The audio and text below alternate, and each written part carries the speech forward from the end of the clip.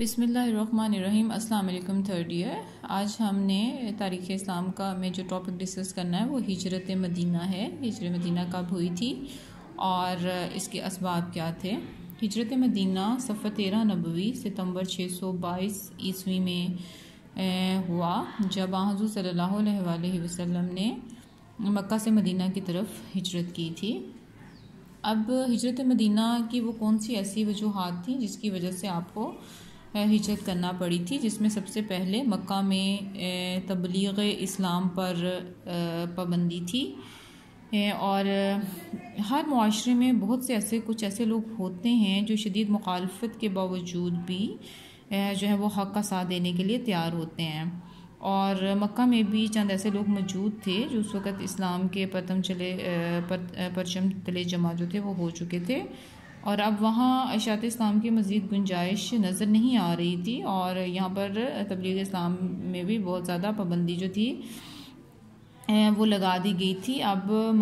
مکہ کے قرب و جوار میں بھی حالات جو تھے حوصلہ افزانہ تھے، اس وجہ سے آپ نے کسی دوسرے خطۂ ارض کو مرکز بنانے کا فیصلہ کر لیا تھا۔ مومنین پر مظالم بہت زیادہ ہو رہے تھے اس وقت۔ اہل مکہ نے ایمان لانے والوں پر بہت زیادہ مظالم کی انتہا توڑ دی تھی۔ حضرت بلال، حضرت خبیب اور حضرت عمار بن یاسر مظلومیت کی اس وقت کی منہ بولتی تصاویر ہیں، اور انہیں گرم ریت پر لٹایا جاتا تھا اور ان کے سینے پر سخت گرم پتھر جو تھے وہ رکھے جاتے تھے۔ چنانچہ ان مسلسل ظلم و ستم سے تنگ آ چکے تھے آپ، اس لیے آپ اب پرامن فضا کی آپ کو ایک ضرورت تھی کہ آپ اس پرامن فضا میں جو ہے وہ اپنا کام جو ہے وہ کر سکیں۔ حضرت خدیجہ اور ابو طالب کی وفات جو تھی یہ بھی ایک وجہ بنی تھی کہ آپ ہجرت کر گئے تھے، اور قبائلی نظام میں سرداران قبائل کو بہت زیادہ اہمیت حاصل ہوتی اس وقت، اور حضرت صلی اللہ علیہ وسلم کے چچا ابو طالب نے گرچہ اسلام قبول نہیں کیا تھا لیکن حضرت وسلم کے محافظ تھے، اور چونکہ وہ خانواندہ بنو ہاشم کے سردار تھے اس لیے ان کی موجودگی میں حضرت صلی اللہ علیہ وسلم پر ہاتھ اٹھانا بہت مشکل تھا۔ ہجرت سے 1 سال قبل وہ فوت ہو گئے تھے، تو کفار کا رویہ جو تھا وہ مزید سخت ہو گیا تھا، لہٰذا آپ نے فیصلہ یہ کیا کہ آپ جو ہے مکہ سے مدینہ کی طرف ہجرت کر جائیں۔ اور اس سے پہلے جو تھے اب ہجرت حبشہ کی مثال جو تھی وہ موجود تھی، کیونکہ مسلمان وہاں پر جو تھے وہ امن و سکون کی زندگی گزار رہے تھے حبشہ میں، اور وہاں پر اسلام کی اشاعت کی رفتار بھی تیز تھی، اور اس تجربے سے آپ نے یہ واضح کیا تھا کہ ہمیں جو ہے وہ مکہ سے مدینہ کی طرف ہجرت کر جانی چاہیے۔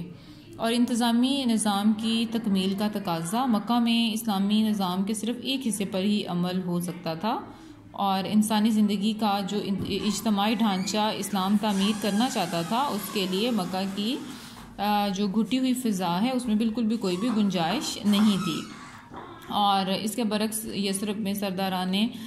قبائل تک حلقہ بدوش اسلام جو تھے وہ ہو چکے تھے، اور اس لیے وہاں کی فضا اس کے لیے سازگار جو تھی، اور اس لیے جو تھا وہ ہجرت جو تھی وہ آپ بہت زیادہ ناگزیر ہو چکی تھی۔ اور اہل یثرب کا اشتیاق تھا کہ اہل یثرب جو تھے وہ کہ غیر معمولی اشتیاق کی وجہ سے بھی آپ یہ چاہتے تھے کہ ہجرت کی جو تھے وہاں پر ہجرت کر جائیں، اور جس انداز میں انہوں نے تمام عرب سے ٹکرانے پر آمادگی ظاہر کی تھی، اور اس وجہ سے باقی تمام جگہوں کے بجائے آپ نے یثرب کو قابل ترجیح سمجھا تھا، اور حضرت صلی اللہ علیہ وسلم کے ساتھ ان کی عقیدت کا اندازہ ان کی اس شرط سے ہو سکتا ہے کہ اسلام کے غلبہ کے بعد بھی آپ صلی اللہ علیہ وسلم یثرب ہی میں رہیں گے۔ اور یثرب کا جو دفاعی استحکام تھا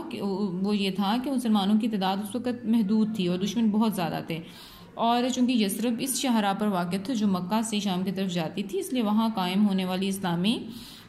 حکومت کے ساتھ معاہدانہ تعلقات رکھنا قریش کے لیے آسان نہ تھا۔ اس کے علاوہ یثرب اس وجہ سے بھی زیادہ محفوظ شمار کیا جاتا تھا کہ اس کے 2 طرف پہاڑ تھے، ایک طرف باغات تھے جس کے گرد فصیلیں بنی ہوئی تھیں، اور اس لحاظ سے یثرب میں رہ کر قریش پہ معاشی دباؤ ڈالنا اور اپنا دفاع کرنا جو تھا وہ بہت زیادہ آسان تھا۔ اور اس کے علاوہ جو اس کی ایک آخری وجہ تھی وہ یہ تھی کہ حکم خداوندی تھی۔ ہجرت کا جو آخری سبب تھا وہ اللہ تعالیٰ نے آپ کو حکم دے دیا تھا کہ آپ مکہ سے مدینہ کی طرف ہجرت کر جائیں، اور جیسا کہ ارشاد ہے کہ اے میرے بندو جو ایمان لائے ہو، میری زمین بہت وسیع ہے، بس تم میری بندگی بجا لاؤ، یعنی کہ اگر یہ لوگ آپ کو دین سے برگشتہ کرنے کے لیے جبر بھی کریں تو ہجرت کر کے کہیں اور چلے جائیں، میری زمین بہت وسیع ہے. اس آیت کے نزول کے بعد حضور صلی اللہ علیہ وسلم نے صحابہ کرام کو ہجرت کے لیے تیاری کرنے کا حکم دیا تھا. تو یہ تمام وہ چیزیں تھیں جو ہجرت مدینہ کے اسباب کی وجہ اسباب بنے تھے. اب ہم نیکسٹ لیکچر میں دیکھیں گے کہ اس کے کیا واقعات تھے.